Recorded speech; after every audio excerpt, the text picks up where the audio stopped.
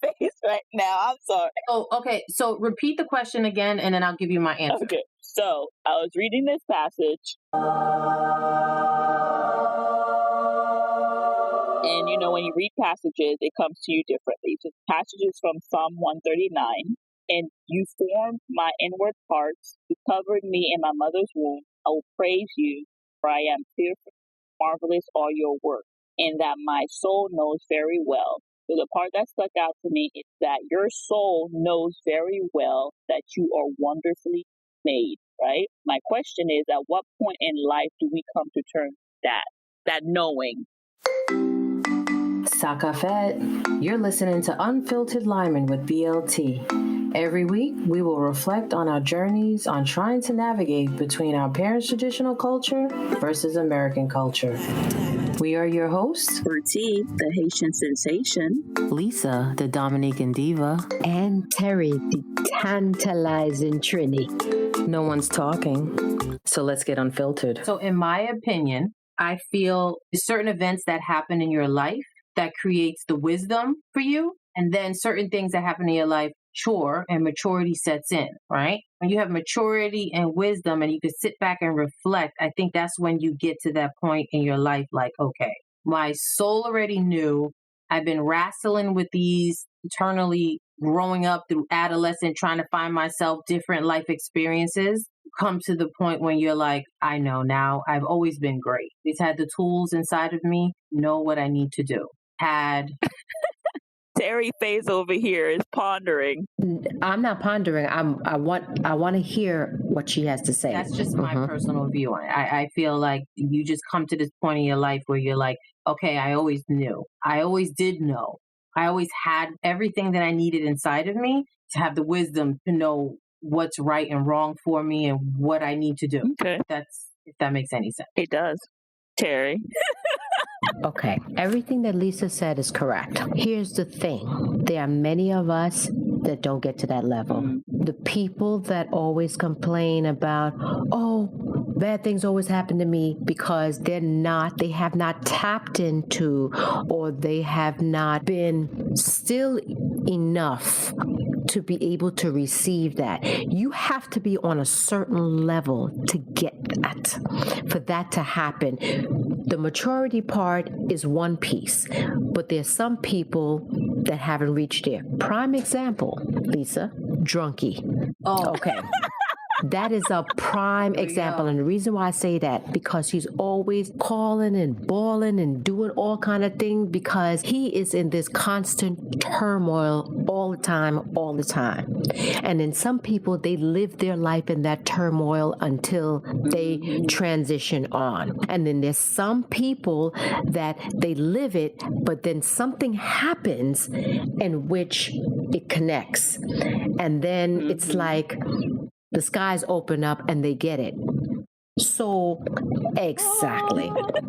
But what you said, Lisa, you're absolutely correct. You have to be on that level of maturity, and some of us are not. Uniball. Again, another prime example. Oh my God. They're all coming out today. Look at that. So let me ask you this question. Let me follow up with this question. Yo, let her finish about Uniball. No, yo. Let her finish about Uniball, yo. Let's get this out here for those out there that could be potential Uniball. Uniball is living in he loves constant conflict and confusion. It does something for him. It does, on some level. So his maturity hasn't blossomed yet. It may never.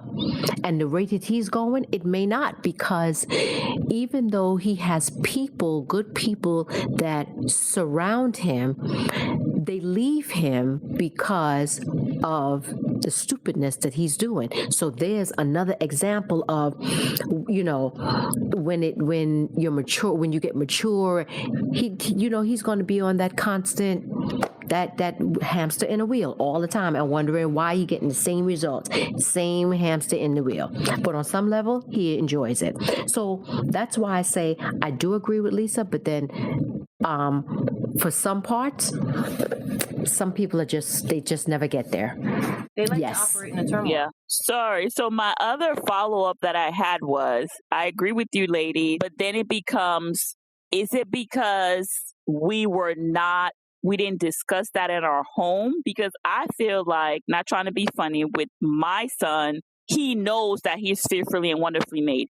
Is he connected to it? Yes, in a way, but I know he still has to evolve. Does that make sense? So let's say if my mom talked more about me being wonderfully and fearfully made from when I was growing up, would certain things still need to happen for me to connect and to get better wisdom because we mature? Yes. But I feel like also as parents, we could also instill in our children to connect with that part of them, right, from a young age.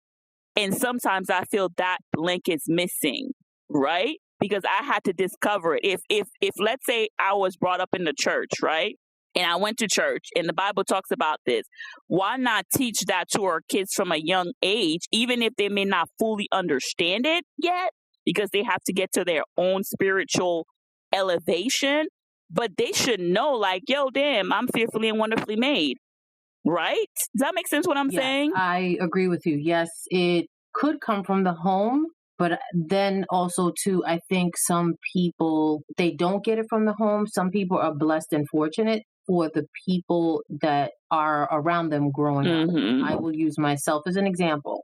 I didn't get that from the home, but I was fortunate enough that when I moved to Long Island, for girlfriends that I made once from high school, their personalities were all strong. So then now it becomes my upbringing. You know what I mean? It wasn't in home. It was nature. What did they say? Nature versus nurture. What is it, that thing? Yeah, it was nature. It was nature. It was divine intervention. I was in the right place at the right time. And so, yes, I didn't get it from home, but I got it from somewhere else. And you know what? A lot of people don't have that luxury. That is true. So, yes, to answer your question, I think the ideal place where it needs to come from, but a lot of homes, in a perfect situation, we would like it to come from home. That's what I'm trying to say. In a perfect situation. But that's not reality. Follow up to that, though. Do you think, again, y'all know me, I'm always liking the controversial part. Do you think Caribbean versus American, and I'm going to go somewhere with this, because I also feel in the Caribbean, they don't. African Americans, I feel they do a little bit better job, maybe.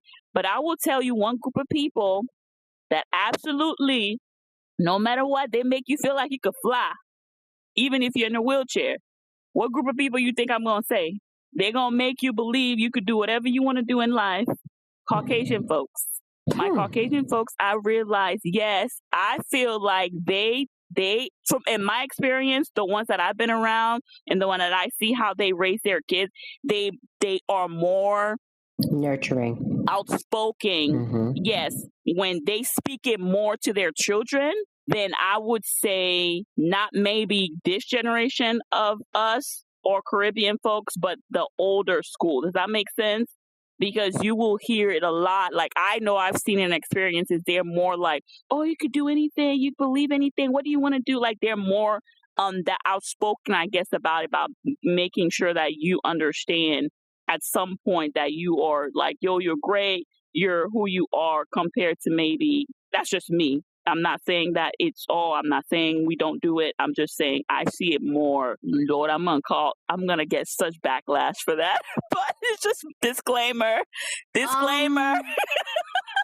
right, go ahead. I want to equate it to the American culture. That's what I want to equate it to. America's a superpower. I think that's why a lot of people migrate to America, because America, and it's all nationalities, because it's like it can be anything. So I think it's accomplished American dream. You can have it all. They call it the land of rich and plenty. Okay, because technically speaking, and not technically, it is the land of rich and plenty. Now, other cultures, they go and do the work to find what the information that they need to get them where they want to get to, because they come with a goal. Now, for us, I believe, our Black counterparts now, for the American side, we don't do enough. There's work that's involved in getting to that next level. And when it becomes, and this is what I've noticed with some, when it becomes too much of a challenge, they don't want to do it. they don't want to do it. It's too hard. Yeah, there's some that keep plugging away at it and they get to where they need to get to. And there's some they just don't want to do it because it's too hard and it's too much. So they'll just take whatever's given to them and they're good with that. That's where the West Indians come in, because then the West Indians come in here and they do what they need to do. And the information is there, and they go and they lap it up, and they be looking like, you ain't see all of this here? You want? Yeah, it's not only the West Indians. You know who's notorious the Asians, for that too? The Indians, the Spanish, all of them, because they huddle up together, man, and they make sure that they send their kids out, make sure that they go get the education, whatever free stuff they had, they snatching up, okay? And they bring it back, and guess what? Those are the ones that go up to be doctors, lawyers, business, have all this, and they'll tell you in their story, oh, I used to live with my aunts and uncles, and it was 15 of us in a 3-bedroom. Yep. Yeah. So, yeah, you have to be willing to put in the work. You have to. If you want to get to that, there's always work in getting to that level, and you have to be willing to put the work in. I know, and I'm going to say this for me, there's many times in my past, the challenge was there, and I had the implant in my head was, why you want to do that? Why are you doing all of that? And then that's where I would stop. Okay? But I think now I have a different implant in my head, because I have a couple of people in my head right now that whenever I want to go left, it's like, stay the course. Focus and stay the course. Oh, yeah. So you're saying you're connected now with your soul. Oh, yes. Believing that you're all wonderfully. And that's the point I was at. So it comes a point in time where, even though it's all, like Lisa said, inside of you, you have to connect with it. And I think one of you ladies used the word, you could say it and all this stuff, but I do believe you have to connect with that part of you. Does that make sense? That is correct. Be able to, even if you're doing the work, you still have to believe it. You still have to connect with it. Because I feel like some people do the work, but they don't connect with it. They don't connect with, you could do the work and get to that level, but you still have to believe, like, you deserve to be there. You deserve to, you know what I'm saying? Like, you deserve and I think a lot of times, I don't know, I would say with like certain people, is like they get it, but they don't deserve and connect, like, it's yours, receive it. You understand what I'm saying? Like, able to really receive it, connect with it, because it was all yours anyways. And then properly, like, I feel like with Uniball, that's the problem. Like, I feel like he needs to learn, like, connect with it, because he's doing, like, he has this opportunity to help so many people, but he's believing. You understand what I'm saying? Like, have the, I know, I'm sorry. It's like, no, I understand what you're saying, but the problem with that situation is wisdom and maturity. Yeah. Right? With wisdom and maturity, the only way you gain those things is like Terry said, you have to sit back and be like, all right, whatever I was doing before, it ain't working. Right. How do I need to do things different? Who do I need to listen to? Who do I need to surround myself with in order to, because whatever I'm doing is not working. So you know what? My stubborn self, my hard-headed self, I need to sit back and be like, you know what? Okay, I'm going to listen. I got to make the conscious decision to be like, I'm going to listen. Right. You know what? Let me try this different. Let me try something different. Because obviously whatever I was doing was not working. So me saying that I'm going to sit still and try something different, I can only do that with wisdom and maturity. I can only do that because my younger self didn't have the wisdom and the maturity. And my younger self was like, I'm going to figure it out on my own. I'm going to do this. I'm blah, blah, blah, blah. I agree. Now the maturity and wisdom is like, Lisa, get your ass down. We also have to talk about, Lisa, add on the wisdom, the maturity, and the honesty, because you got to be honest with yourself on where you're falling short of. You got to be able to say, you know something, I'm fucking up real bad right here, and I keep doing the same bullshit over and over. And when you can have those honest conversations with yourself, then you become mature enough to be, connected to get to receive. But when you're not having that and you don't want to be honest first, and you no, fuck that. I'm doing the right thing, and we back to square one. And you're still not when that happens, though, you're not connected. Right. You're not connected to your soul, because honestly, your soul will tell you your bullshit.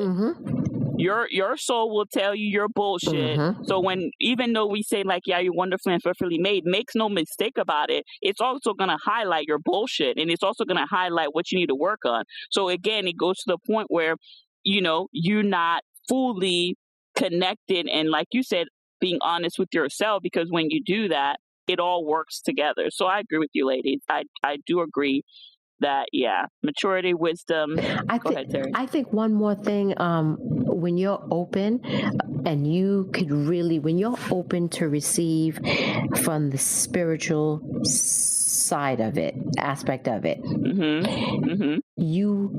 things come to you, and you realize that it's coming to you. For instance, sometimes you may be deliberating about something, and then you may get a call and somebody telling you dry soul. They start talking about something. You be like, yo, shit, that's what I was thinking. There go my answer right there. So spirit went through somebody to get to you, to give you the answer where you was at that crossroad at. So that you have to be open, and you have to be, receptive, because and a lot of people, I'm telling you, are not open, and they're not receptive, because every day, every single day, God is sending messages through people to get to you, to get you to where you need to get to. Sometimes you wonder, oh shit, damn, something? Yo, there was an accident on such and such and such, and I was going to go down there, but something told me to make a left. You see what I'm saying? Yo. Yeah. Oh my God. Can I just tell y'all, so many times when you get ready to leave out, and then that one time you go to leave, and you be late, and you spend 20 minutes looking for that sucker. I always feel like, yo, I'm on the road. I was not supposed to be. I felt like that when I used to travel, and the planes used to be delayed, and people get mad, and I'd be chilling. I was like, Lord, whatever you were trying to protect me from up in the skies, thank you, Lord. Like when planes be delayed, and for whatever reason, or we have to change gate, I'm always grateful for that reason. I feel the same ways, like losing your key. You don't know what was going to happen. You don't know what devil was waiting. I'd be like, Lord. Yo, me and the key, I had this one time I was supposed to go to the office. I got in the car, couldn't find it. All of a sudden, I pulled out and was like, wait, do I have the office key? 20 minutes, tore up the car, tore up this place, could not find this key. You know what, Lisa? Just stop. You ain't supposed to go to the office today. And I didn't go. I was like, I'm just going to work ever. And I swear, like that evening, the closet I keep my coat in, I opened the door and the key is sitting right on the floor. Look at that. And I went in that closet like 10 Didn't times. see it. Yeah. And the key is just sitting on the floor, plain as day. You know what? I'm gonna go. You know what? I'm gonna go make a smoothie. I'm not even gonna work. It's the truth. I'm not going. And do you ever get on the road when you're late and the same route there's an accident? So if you had left on time, you find, I agree. Yeah. Thank you. This was a very insightful, soulful conversation. We're going to call it that. Okay. And with that, Lisa, what is your tip for this? My tip for this episode is... Don't get a tip. Sorry. Okay, 22 minutes into this. 2 times B came with the dick and the tip. I just want to put that out there. I did not. No, it was Lisa. I'm sorry. Lisa came with the dick. B came with the tip. I want y'all to know, just for record's sake, okay? It was not me, because they was looking at me like the Bacchanal Betty. I just want to let y'all know. Until I think Terry is keeping a tally, folks. She's keeping a tally. I know she is. If y'all know what the tally is, let us know. Sorry. Go ahead, Lisa. I had to. And those who missed it in the beginning, the reason what I said is dick make you stupid. Exactly, dick make you stupid. Yes, thank you, Terry. Yeah, dick is a distraction. Yes. Okay, and then that's one part of my tip, and the second part of the tip. Where are we going? Lord ever. The second part of the tip is sometimes you just got to sit still and you got to silence the distractions. Still, silence, distractions. How about you, Terry? My tip is listen. It's just keeping it real with yourself. If you don't keep it real with nobody else, keep it real with yourself. That's my tip. That's good. And mine would be when you get connected, stay connected because your soul, like I think the boat lady says, knows everything that you need to do and where you're supposed to go. So again, with Lisa, listen. It's okay to listen, connect, and stay in that space because it's only, again, like the passage says, you're wonderfully and fearfully made. So don't try not to doubt yourself. I know it takes some work, but just stay connected to that. All right, ladies. This was a good session. So until next time, we out. Thank you for joining us this week on Unfiltered Lyman with BLT. Check us out on Instagram, Twitter, and join our Facebook page. As always, subscribe to our show to catch every new episode. Leave us a review so we can continue to bring you fresh and exciting content. See you next Thursday, same time, same station. Unfiltered Lyman with BLT is edited and produced by Unfiltered Lyman with BLT.